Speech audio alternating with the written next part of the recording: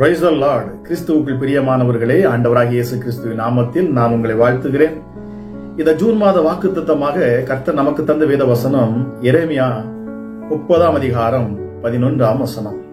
உன்னை ரட்சிப்பதற்காக நான் உன்னோடே இருக்கிறேன் என்று கர்த்தர் சொல்லுகிறார். பிரியமானவர்களே, பாருங்க, இந்த மாதத்துல ஆண்டவர் சொல்றாரு, உன்னை ரட்சிப்பதற்காக நான் உன்னோட இருக்கிறேன். ஆண்டவர் கொடுக்கிற வாக்குத்தத்தம் இந்த மாதத்தில் இதுதான் பிரியமானவர்களே, நான் உன்னோடு கூட இருக்கிறேன். எதற்காக? உன்னை ரட்சிப்பதற்காக.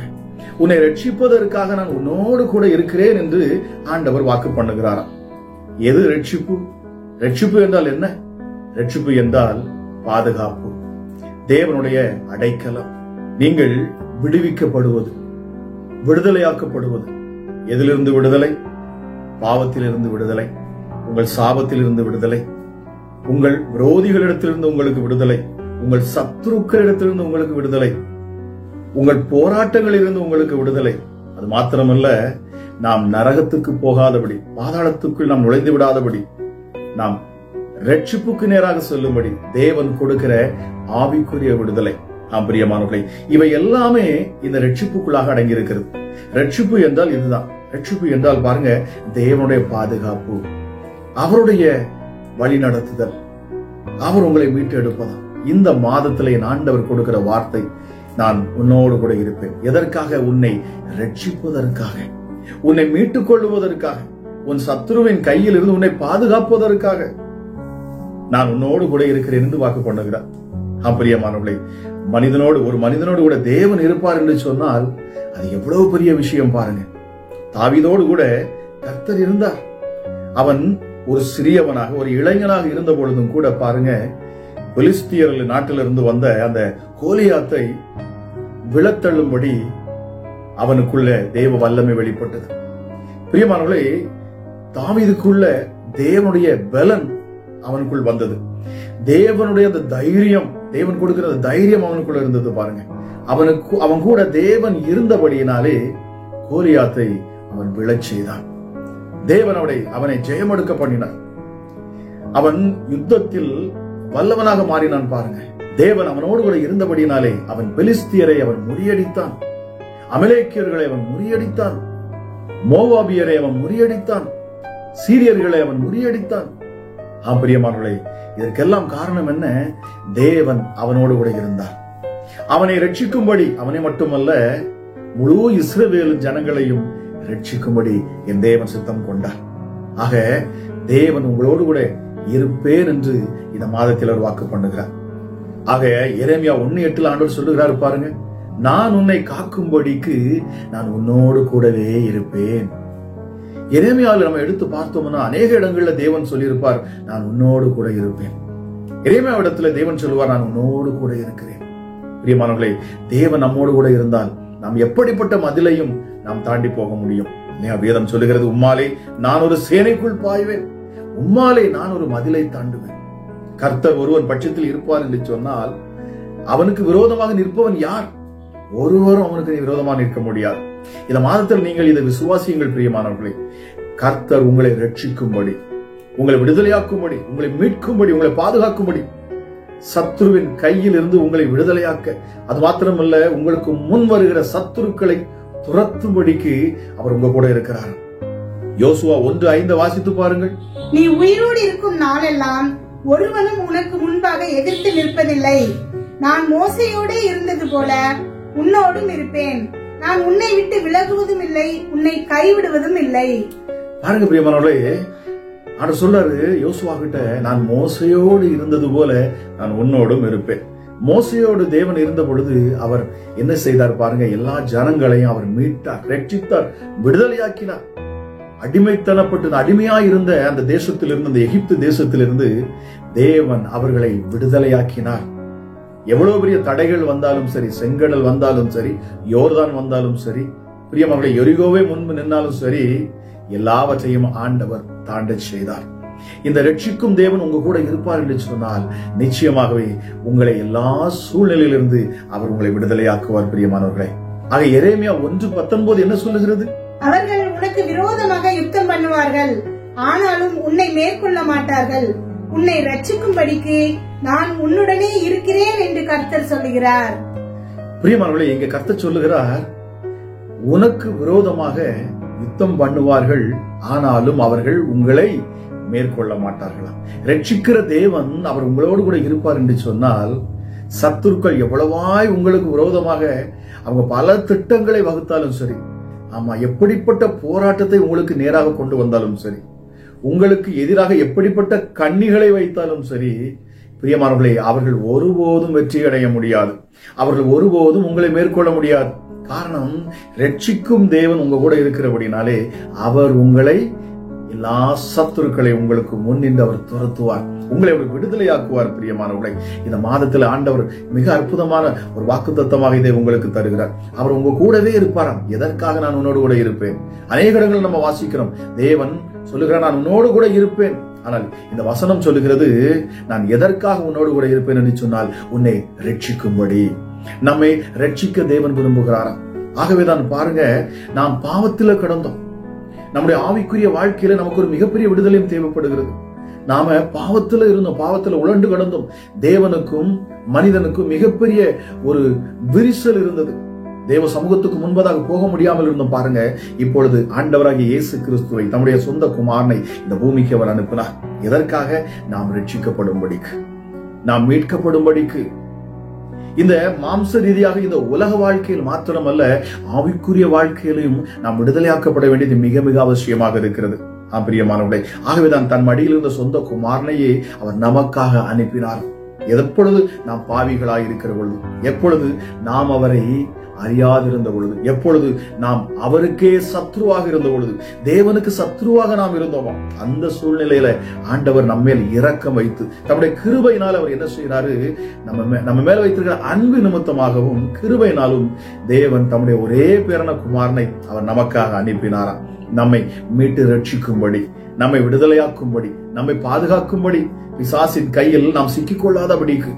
ஆக நாம் அவனுடைய பாவத்தில் உழண்டு நாம் சிக்கி இருந்தாலும் நம்மை விடுதலையாக்கும்படி. எப்படிப்பட்ட ஒரு அற்புதமான ஒரு அன்புள்ள தேவன் பாருங்கள் பிரியமானவர்களே.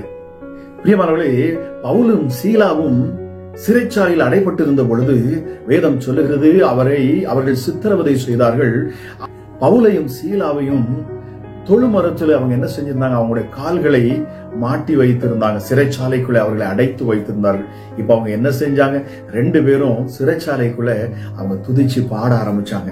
உங்கள் நெருக்கத்தின் மத்தியில நாம் ஆவிக்குரிய பிள்ளைகளாக இருக்கிறபடினாலே நம்ம மேல வரக்கூடிய பிசாசின் போராட்டங்கள், நெருக்கங்கள், நம்ம சூழ்ந்து இருக்கிற இந்த சத்துருக்களினுடைய இந்த தந்திரங்களை கண்டு நம்ம பயந்து போகக்கூடாது. பிசாசு நம்மை நெருக்குகிற பொழுது, நம்முடைய வழி அடைபட்டு இருக்கிற பொழுது, நாம் சிறைப்பட்டவர்களாய் இருக்கிற பொழுது நாம் பயப்பட வேண்டிய அவசியம் இல்லை. நாம் செய்ய வேண்டியது அந்த தேவனை நோக்கி, உன்னதமான தேவனை நோக்கி நாம் கூப்பிடுவது, அவரை துதிப்பது, அவரை ஆராதிப்பது, அவருடைய நாமத்தை மகிமைப்படுத்துவது. இந்த சூழ்நிலையிலும், இந்த நெருக்கத்திலும், இந்த பாடுகளிலும், இந்த கஷ்டத்திலும் இந்த இயேசு என்னை விடுவிப்பார். அவர் சர்வ வல்லவர், அவரால் முடியாத எதுவுமே இல்லை. தன் மடியிலிருந்து சொந்த குமாரனையே அவர் நமக்காக கொடுப்பார் என்று சொன்னால், என்னை மீட்பது, என்னை ரட்சிப்பது அதிக நிச்சயம் அல்லவா என்கிற விசுவாசம் நமக்குள் வருகிற பொழுது பிரியமானவர்களே, நாம் மீட்கப்படுவோமா? இந்த இடத்துல பாருங்க, பவுலும் சீலாவும் அவர்கள் துதித்து பாடுகிற பொழுது சிறைச்சாலையின் கதவுகள் தானாய் திறக்க ஆரம்பித்தது. காரணம், தேவன் அந்த இடத்துல இறங்கினார். அவர்கள் மத்தியில இறங்கினார். பாருங்க, அவர்கள் மத்தியில இறங்கினுடன் என்னவாயிற்று, அவர்கள் கால்களில் இருந்த கட்டுகள் எல்லாம், கைகளில் கட்டப்பட்ட கட்டுகள் எல்லாம் தானாக அவிழ்க்கப்பட்டது. சங்கிலிகள் அறுந்து விழுந்தது. சிறைச்சாலையின் கதவுகள் தானாக திறவுண்டது. அந்த இடம் முழுவதுமாக ஒரு அசைவு உண்டாகிற்று. இப்பொழுது இதை பார்த்து கொண்டிருந்த அந்த போர் சேவகன், இவரை காவல் காத்து கொண்டிருந்த அந்த போர் சேவகன் என்ன செய்தானா, அவன் உடனே இவங்களை பார்த்து காணோம், இவங்க தப்பிச்சு ஓடிட்டாங்க, ஏதோ நடக்குதுன்னு சொல்லி, ஏன்னா நாளைக்கு மறுநாள் அவனிடத்துல கேள்வி கேட்பாங்க. அடைக்கப்பட்ட பவுலும் சீலாவும் எங்கன்னு கேட்கிற பொழுது நான் என்ன சொல்லுவேன்னு சொல்லி பயந்து போய் இந்த போர் சேவகன் என்ன பண்றானா, தன்னைத்தானே மாய்த்து கொள்ளுவதற்கு அவன் என்ன செய்யறான், வாளை எடுத்து அவன் தன்னையே மாய்த்து கொள்ள முயற்சி செய்கிற பொழுது பவுலும் சீலாவும் சொல்றாங்க, நீ அப்படியெல்லாம் பண்ணிடாத, இதோ நாங்க இங்கதான் இருக்கிறோம், நாங்க இங்கதான் இருக்கிறோம், நீ பயப்படாத அப்படின்னு சொன்ன உடனே அவன் ஆச்சரியப்படுகிறான். பாருங்க, நாம தப்பிச்சு போகணும் அப்படின்னு நம்ம அவங்க பாருங்க, நம்ம தப்பிச்சு போக நினைக்கவே இல்லை. ஆனா தேவன் அவர்களை தப்பும்படி, அவர்கள் தப்பி போகும்படி அந்த இடத்துல தேவன் கிரியை செய்கிறார். தேவன் கிரியை செய்த பொழுது அங்கே என்னவாயிற்று? இதை பார்த்து ஆச்சரியப்பட்ட அந்த போர் சேவகனுக்குள்ள ஒரு மாற்றம் உண்டாயிற்று. இப்போ இந்த போர் சேவகன் என்ன கேட்கிறான்னா, நான் ரட்சிக்கப்பட என்ன செய்ய வேண்டும்? அவன் கேட்கிறான். நானும் உங்களைப் போல விடுதலையாய் ஆராதிக்க, உங்களைப் போல சந்தோஷமாக இருக்க, இந்த இயேசு கிறிஸ்துவை ஏற்றுக்கொள்ள, நான் ரட்சிக்கப்பட நான் என்ன செய்ய வேண்டும் என்று அவன் கேட்கிறான். இப்பொழுது அங்க அருமையான ஒரு பதில சொல்லுவாங்க பாருங்க.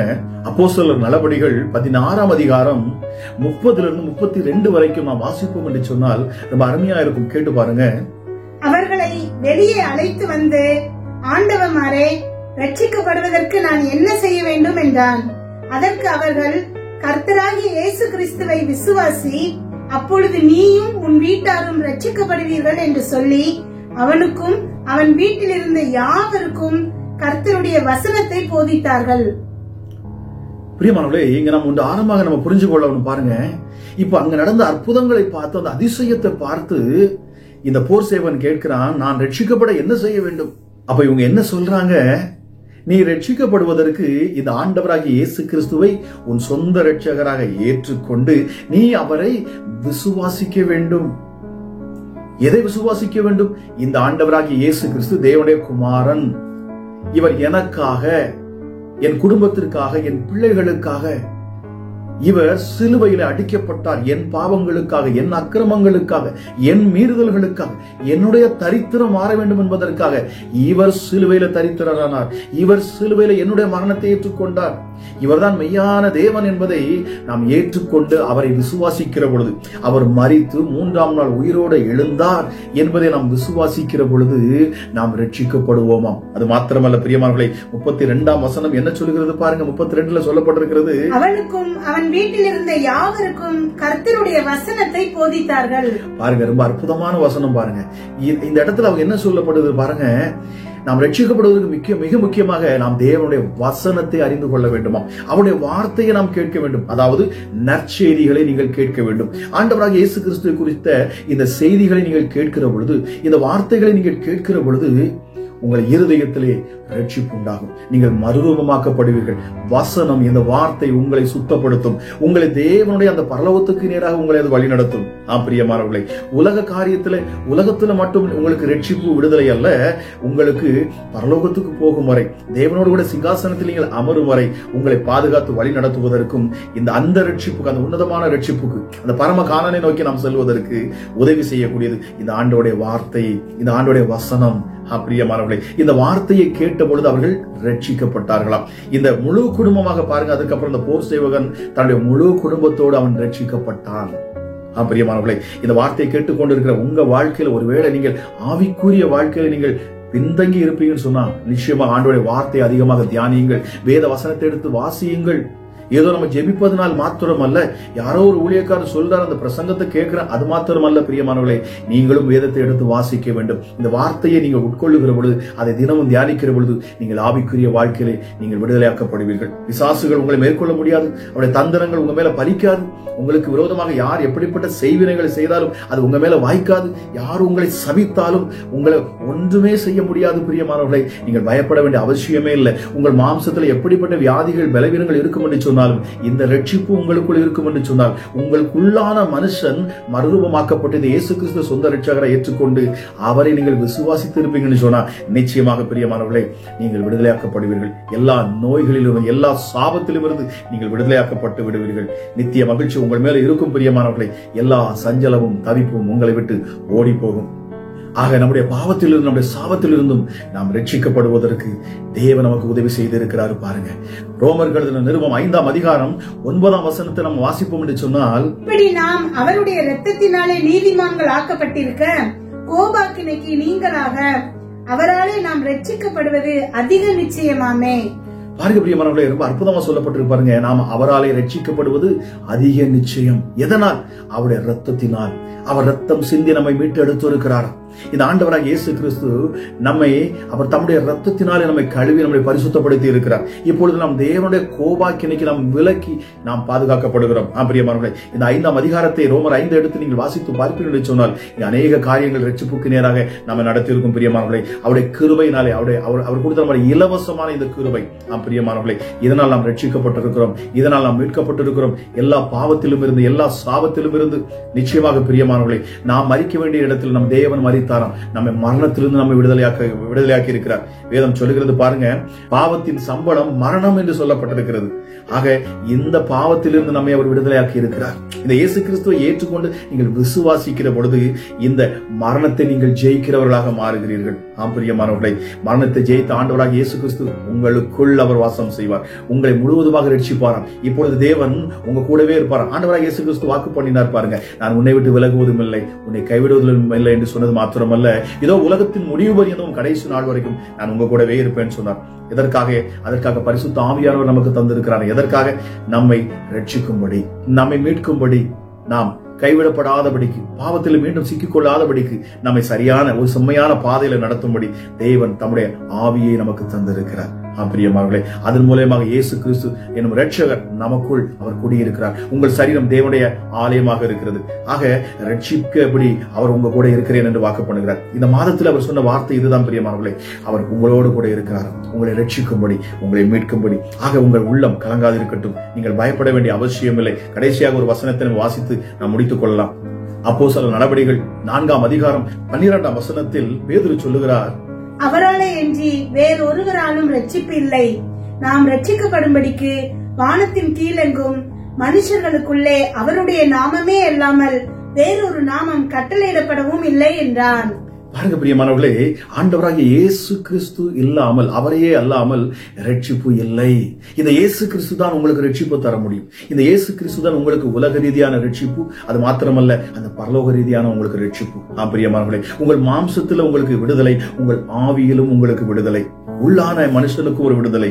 பிரியமானவர்களே, உங்களை முழுவதுமாக ரட்சிக்க ஆண்டவர் விரும்புகிறார். உங்களுடைய ஆவிக்குரிய வாழ்க்கையில் நீங்கள் செல்வமாக செழித்திருப்பீர்கள்.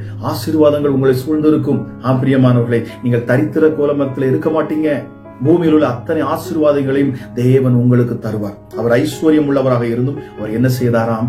நமக்காக தரித்திரரானாராம். காரணம், நீங்கள் ஐஸ்வர்யவான்களாக மாறுபடிக்கு இந்த உலக ரீதியான ஆசீர்வாதங்களையும் என் ஆண்டவர் உங்களுக்கு தருவார். அது மாத்திரமல்ல, பரலோக ரீதியான ஆவிக்குரிய ரட்சிப்பையும் என் ஆண்டவர் உங்களுக்கு தருவாராம். இந்த இயேசு கிறிஸ்துவை விசுவாசித்து அவரையே ஏற்றுக்கொள்ளுங்கள்.